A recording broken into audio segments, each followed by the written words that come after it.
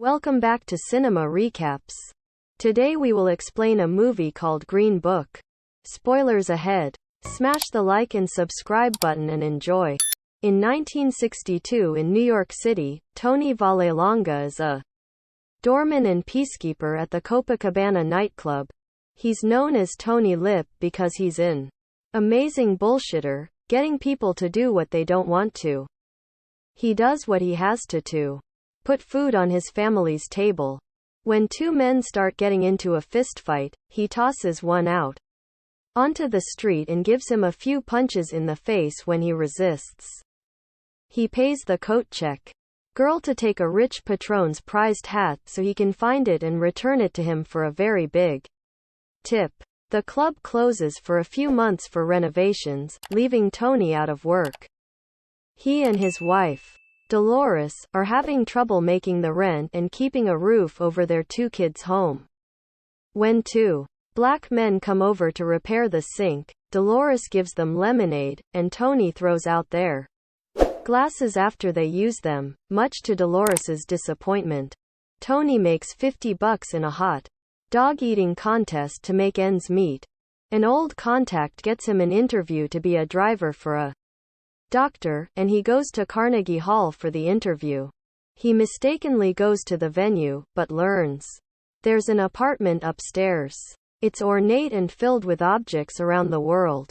Dr. Don Shirley. He's not a medical doctor, but a concert pianist. He's doing a concert tour going from the Midwest into the Deep South, and needs a driver, but he asked around specifically for someone who could handle trouble. He knows there's going to be racism against him. The tour is 2 months long, and ends right before Christmas. He asks Tony if he can be away from his family that long, and Tony agrees for the right money. But when Dr. Shirley insists that Tony be prepared to iron his clothes and shine his shoes, Tony refuses, saying he's not a butler. Dr. Shirley dismisses him. Tony goes to a bar, upset he fumbled the interview, and a couple of mobsters he knows from the club offer him unsavory work. He declines, lying that he's got money saved. Early the next morning, Dr. Shirley calls Tony's house and asks to speak to Dolores. He asks her if she's okay with her husband being gone for so long. When she agrees, he offers Tony the job. Dolores asks Tony to write her letters, much to his chagrin. The record company rents Tony a nice car, and gives him half the money up front, and tells him he'll get half at the end of the tour. If Dr. Shirley misses a show, he won't get the money. They also give him the Green Book, a tourist guide and list of safe places for black people to stay in the South. Tony is a loudmouth and a talker, and gets on Dr. Shirley's nerves a lot during the drive. As they approach their first tour stop, Dr. Shirley suggests that Tony use a different last name and try to talk better around the guests, but Tony says if they have a problem with how he talks, he'll wait outside. Which he does.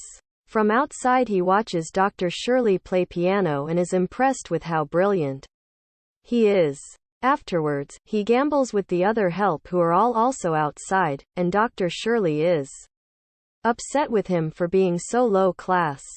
Tony wants to know why Dr. Shirley is giving him such a hard time and no one else, and Dr. Shirley says it's because unlike the other help, Tony had the option of being inside. In the car, Tony plays contemporary music on the radio and is shocked when Dr. Shirley doesn't know popular music like Aretha Franklin.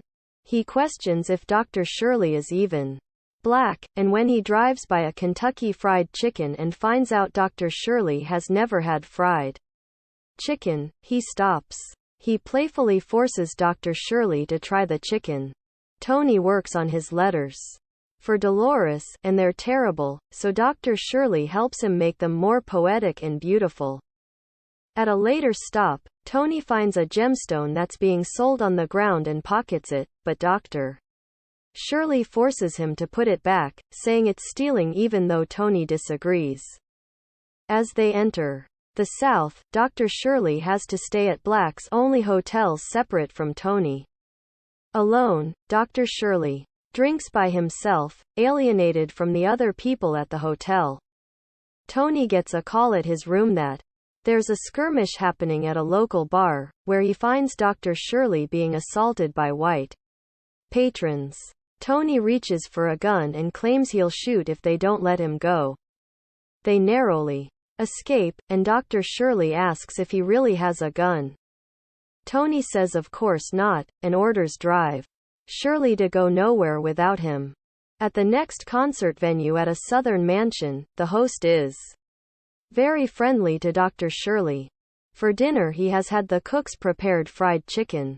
At intermission, Dr. Shirley asks to use the bathroom, and the host directs him to the outhouse, not allowing him to use the inside bathroom. Dr. Shirley refuses to use the outhouse, so Tony drives him back to his hotel just to use the bathroom there. At the next stop, the two walk by a suit store, and when Dr. Shirley admires a suit in the window, Joe insists he buy it. When they enter the store, the employees refuse to sell Dr. Shirley a suit. That evening, Tony is called to a disturbance at a local YMCA where Dr. Shirley and another man have been arrested. Apparently the gym manager caught them messing around. Tony bribes the police officers to let Dr. Shirley go. At the next town, Tony runs into the mobsters. In Italian, in front of Dr. Shirley, they tell Tony that he should quit and come work for them. Tony agrees to meet them for a drink later that night. As they check into their hotel, Dr. Shirley offers Tony a raise and a promotion. Tony refuses to accept, and Dr. Shirley reveals he speaks Italian. Tony explains he was never going to take the job, he was going to meet them and tell them now.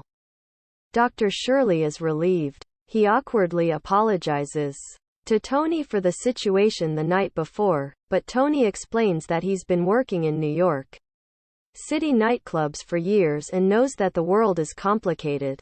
Dr. Shirley continues to help Tony with the letters, which continue to impress Dolores and the rest of his family. On the way to their final stop, they are pulled over by the police. The officer tells them that Dr. Shirley can't be out past sundown. They are both forced out of the car, and the officer asks Tony for his ID. When he asks Tony what kind of name Vallelonga is, Tony immediately punches him in the face. And both are taken to jail. Dr. Shirley is enraged at Tony, since his hothead cost them the tour. He demands to make a phone call, since he committed no crime. He does, and the police receive an angry call from the governor and reluctantly release them. Dr. Shirley reveals to Tony that he called Bobby Kennedy. Tony thinks that's amazing, but Dr. Shirley is furious. He is embarrassed that someone so important now sees him as a rabble-rouser. The two men have a huge fight overall. Their difference is Dr. Shirley sees a man who refuses to better himself, and Tony sees a man who seems to make things more difficult for himself and fits in nowhere. Dr. Shirley screams at Tony, "If I'm not black enough, and I'm not white enough, I'm not man enough, then what am I?" The two arrive at the final concert venue, where Dr. Shirley is shown to a tiny closet that they refer to as his dressing room. Tony goes to eat in the dining room with the players in the band, but when Dr. Shirley arrives to join them, the concierge refuses to let him eat there. Dr. Shirley refuses to play unless he is able to eat in the dining room. The concierge won't allow it, and Tony pulls him aside to talk to him. Tony tries to reason with him, but the concierge tries to bribe him to get Dr. Shirley to play. Dr. Shirley enters, and tells Tony he'll do the show if Tony wants, knowing Tony won't get paid unless they finish the tour. But Tony sticks with Dr. Shirley, and they bail on the gig despite the screams of the concierge. They go down the street to a bar for black people. Dr. Shirley buys a round of drinks, flashing his wallet filled with money, which a couple see. After some prodding, Dr. Shirley plays piano with the jazz band. When they leave, Tony spots the two youths waiting behind their car to mug them, and fires 2 shots off into the air, revealing he did have a gun all along. Tony and Dr. Shirley begin their drive back to New York, hoping to make it by Christmas Eve. The weather is really bad, with a lot of snow.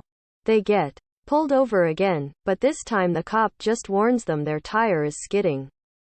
Tony can't stay awake any longer and can barely see through the snow, and accepts he won't make it home and goes to sleep. But while he sleeps, Dr. Shirley drives them the rest of the way to Tony's apartment. He wakes Tony up and encourages him to go home. Tony invites him, but he declines. Tony goes upstairs and surprises his family. Dr. Shirley returns to his ornate apartment and sits there alone. He ends up coming to Tony's, and while most of his family is a little confused, Dolores joyously welcomes him and thanks him for helping Tony with his letters. The postscript reveals that in real life, Tony became the maynard of the Copa, and Dr. Shirley continued being successful in music.